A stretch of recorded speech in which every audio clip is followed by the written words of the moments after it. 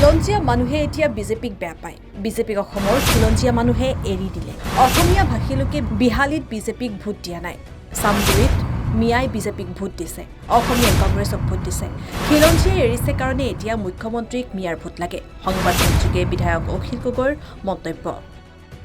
অসমৰ খিলঞ্জীয়া মানুহবিলাকে এতিয়া বিজেপিক বেয়া পায়। সঁচাকৈ বেয়া পায়। আপোনালোকে বেলেগ চাবই নালাগে।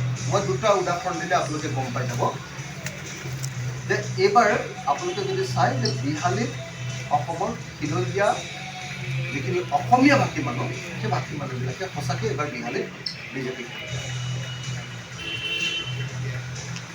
অসমীয়া ভাষী।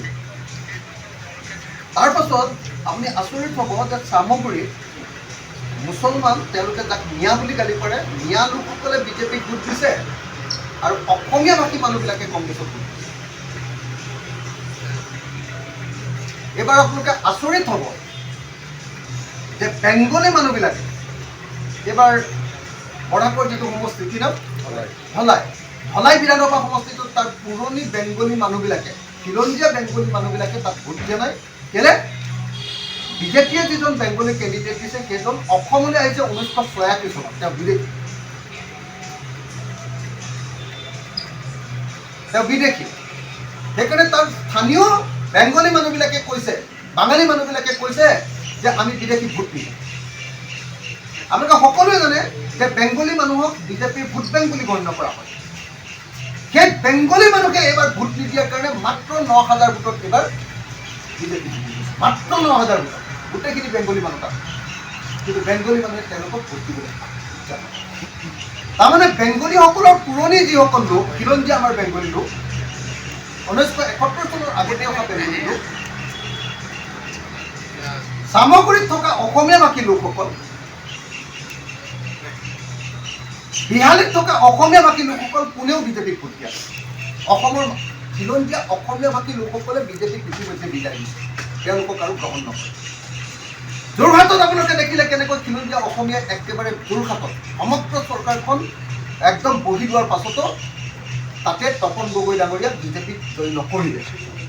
খিলঞ্জীয়া অসমীয়া মানুহে সকলোতে বেয়া পাইছে। কেলে? আমি দেখিছোঁ যে এই চৰকাৰ অহাৰ পাছত সকলোৰে অৰ্থনৈতিক অৱস্থা বেয়া। খেতিয়কসকলৰ অৰ্থনৈতিক অৱস্থা বেয়া, বিজনেছমেনসকলৰ অৰ্থনৈতিক অৱস্থা বেয়া, মিডল ক্লাছৰ অৰ্থনৈতিক অৱস্থা বেয়া, সাংবাদিকসকলৰ অৰ্থনৈতিক অৱস্থা বেয়া, সংবাদ মাধ্যমৰ অৰ্থনৈতিক অৱস্থা বেয়া, যুৱক যুৱতীসকলৰ অৰ্থনৈতিক অৱস্থা বেয়া। সকলো মানুহৰে অৰ্থনৈতিক অৱস্থা এই চৰকাৰ দিনত অৱনমিত হৈছে। কাৰো অৱস্থা ভাল নহয় এই চৰকাৰ। সেইকাৰণে এতিয়া বিজেপিৰ বিৰুদ্ধে এণ্টি ইনকামেঞ্চি আহিছে, প্ৰতিষ্ঠান বিৰোধী ঢৌ আহিছে। আৰু সেইটোৰ পৰা ৰক্ষা কৰিবৰ কাৰণে তেওঁলোকে যে জানে যে এতিয়া খিলঞ্জীয়া মানুহে ভোট নিদিয়ে, সেইকাৰণে এতিয়া তেওঁলোকে মুছলমান বিশেষকৈ মিয়া লোকসকলক ভয় খুৱাই তেওঁলোকে ভোট ল'ব। সেইকাৰণে আপোনালোকে দেখিছে যে এইবাৰ তেওঁ মুখ্যমন্ত্ৰীয়ে কৈছে যে আমি চামগুৰিত জিকিম, চামগুৰিৰ ওচৰত থকা লাহৰীঘাটত জিকিম, চামগুৰিৰ ওচৰত থকা কি সমষ্টি আছিলে তো ৰূপহীঘাটত জিকিম, কৈছে উত্তৰ কৰিমগঞ্জত জিকিম, দক্ষিণ কৰিমগঞ্জত জিকিম।